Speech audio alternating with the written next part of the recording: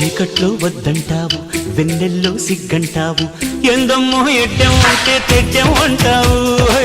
కాయిస్తే చెయ్యంటావు, పండిస్తే పో అంటావు, ఏందయ్యో ఇంకా ఏదో కావాలంటావు. పొంపుల తొన్నలు ఒలుచుకుంటా, ఒంటిని తడితే జడుచుకుంటా, అవునంటే బాదం పిస్తా కొని తెస్తానే బాల, అందాలే రేపటికిస్తా పై పై వస్తా వేళ.